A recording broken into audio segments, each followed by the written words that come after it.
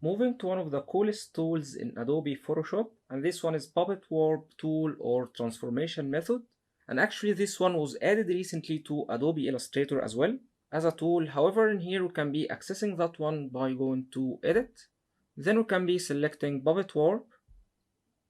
And here we have that cool kid in front of us. And we borrowed that one from my Illustrator masterclass. If you are already enrolled in my course, you will be so familiar with him. However, if you're not, I really recommend that you do.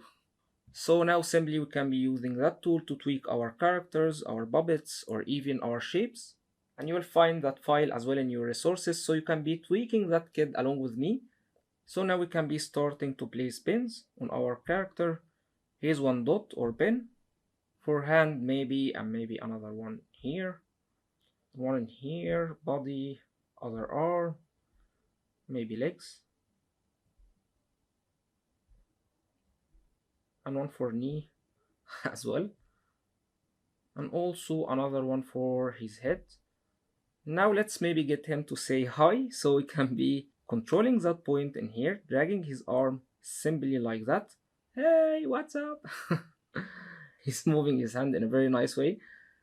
He looks really cute, isn't he?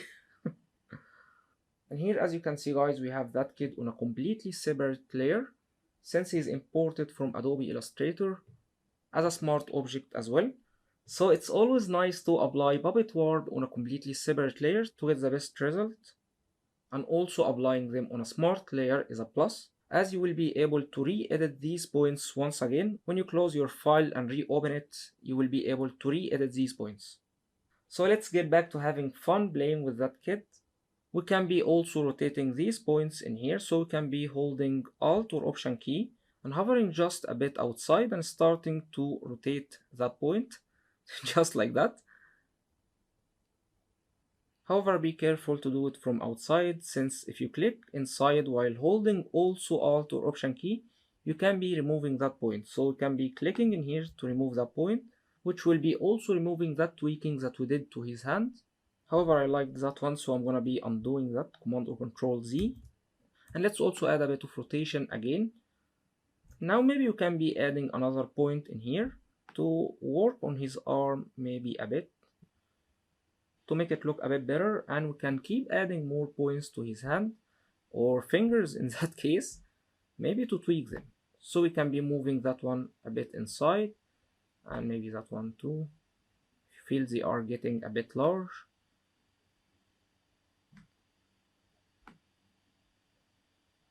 And also we can keep playing with other parts as well, so maybe for the other hand we can make it longer, shorter, or change its angle. And same as well for head, we can be rotating that one, so selecting that point first, holding Alt or Option key, hovering a bit outside. Now we can start rotating his head maybe a bit. Sometimes if you feel it's getting a bit abnormal in some parts, you can keep adding other points. However, let's keep it within simple range.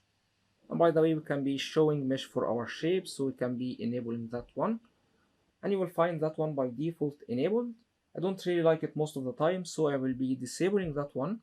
And also here we can be selecting from different modes, so we have normal, rigid, or distort. And also if you want to add more points close to each others, you can be selecting that option in here, more points, or you can keep it as it is on normal or fewer points, totally up to how much tweaking you would like to get.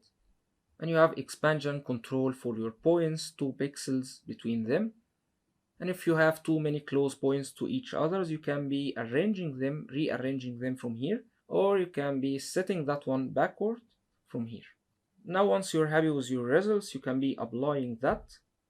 And now since we have that kid as a smart object layer, we can be disabling that Puppet Warp effect anytime or get it back, which is one of the most amazing benefits of using smart objects. Don't worry guys, we're gonna be discovering them in detail later. And also if we would like to re-edit our bins anytime using smart object layers, we can be double clicking that one to get them accessible like that and start readjusting our shape. Now moving to another cool example, here we have that one. And here in that file we have 2 layers, so we have our guy on a completely separate layer. And we can start going to edit, Puppet Warp, and placing our bins. maybe only on his feet. And let's maybe remove that one, holding Alt or Option key and clicking on that one. Now let's drag that one maybe to here, and also maybe the same to his other leg. Can be dragging that one to here. This tool could be very nice if you're looking for some hilarious advertising campaign, or you can be using that tool for a simple and subtle tweaking, just like that example in here. And here, let's say we would like to give that guy even more volume to his hair. So we can be selecting that layer, including our guy, and also including a mask. And of course, we're gonna be discovering them in detail soon. I mean masking, of course.